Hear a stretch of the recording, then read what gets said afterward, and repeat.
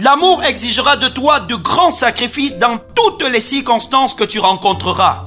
Sois constant et permanent dans ta pratique quotidienne de l'amour.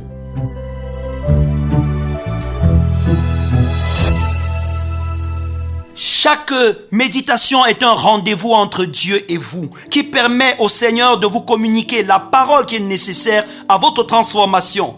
Et le breakfast d'aujourd'hui s'intitule « Ce que l'amour fait » et est inspiré de 1 Corinthiens 13, versets 6b à 7, qui dit ceci.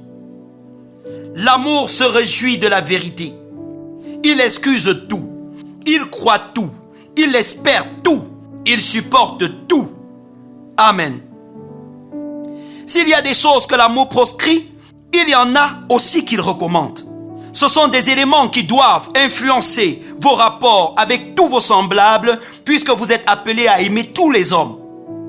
Dites la vérité, car l'amour se réjouit de la vérité. Le faux et le mensonge ne s'accordent pas avec l'amour. Évitez que vos rapports avec les autres n'en soient empreints. Ne mentez pas sur ce qui vous concerne. Si c'est le cas, les gens se sentiront trahis le jour où ils découvriront que vous étiez faux ou que vous leur avez menti sur votre âge, sur vos origines, sur votre fortune et sur bien d'autres domaines. Ne cherchez pas à gagner l'affection des autres par le paraître. Ne mentez pas non plus au sujet des autres. Dites la vérité. Ensuite, excusez ceux qui vous ont fait du tort, car l'amour excuse tout. Il ne s'agit pas d'être passif ou de vivre dans l'impunité, puisque même Dieu nous châtie afin de nous discipliner. Il est plutôt question de discipliner les autres tout en les comprenant, de couvrir leurs manquements plutôt que de les divulguer et de renoncer à toute rancœur vis-à-vis d'eux. Dans un autre aspect, l'amour vous appelle à croire quelles qu'en soient les circonstances. Les mauvaises expériences ne doivent pas vous rendre incrédule ou vous amener à douter de la possibilité de changement d'une personne.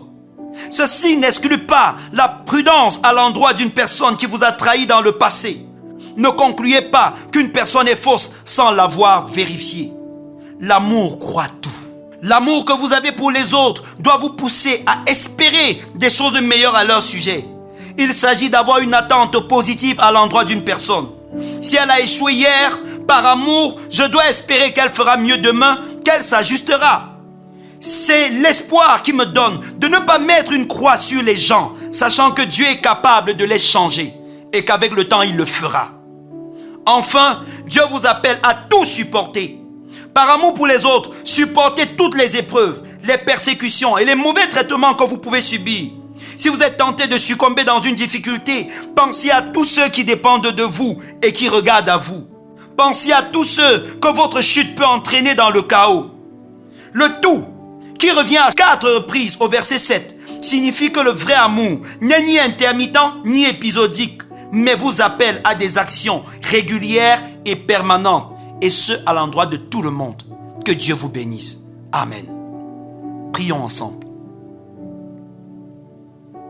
Bénissez le Seigneur pour l'amour qu'il a pour vous. Dieu ne vous demande pas d'aimer sans vous aimer. Dieu lui-même vous aime. Dites-lui merci parce qu'il vous a toujours dit la vérité. Il ne vous a jamais menti. Ce qu'il vous a dit est toujours vrai. Dites-lui merci parce qu'il a excusé toutes les fautes que vous avez commises jusqu'à aujourd'hui. Il vous les a pardonnées. Si Dieu voulait vous tenir rancœur ou rigueur sur tout ce que vous faites, certainement vous seriez déjà mort. Dites-lui merci pour sa patience.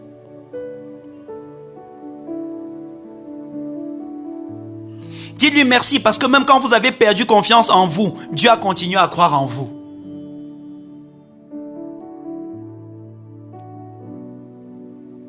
Dites-lui merci parce qu'il croit tout. Dites merci à Dieu parce qu'il espère tout. Malgré vos erreurs, vos échecs, Dieu espère qu'il y aura un changement positif dans votre vie. Dieu s'attend à des choses positives. C'est pourquoi il continue à investir en vous. Dites-lui merci pour ça. Et dites-lui merci parce qu'il vous a toujours supporté. Quand les critiques, les accusations venant du monde des hommes et du monde des ténèbres venaient contre vous, Dieu ne vous a pas abandonné. Il a continué à vous supporter. Demandez au Seigneur de vous communiquer cet amour grand qu'il vous a manifesté pour que vous le viviez avec les autres. Vous pouvez confesser après moi. Comme Dieu, je marche dans la vérité. J'excuse tout. Je crois tout. J'espère tout. Je supporte tout. Je déclare au nom de Jésus que mes rapports avec les autres sont dominés par l'amour. Je suis la manifestation palpable de l'amour de Dieu. Ce que Dieu a été pour moi, je le suis aussi pour les autres. Au nom de Jésus-Christ. Amen. Après ce moment, continuez encore à prier et à faire des déclarations sur votre vie et sur vos relations. Continuez à proclamer que vous êtes amour et que vous marcherez dans l'amour à l'image de Dieu. Soyez bénis. Amen.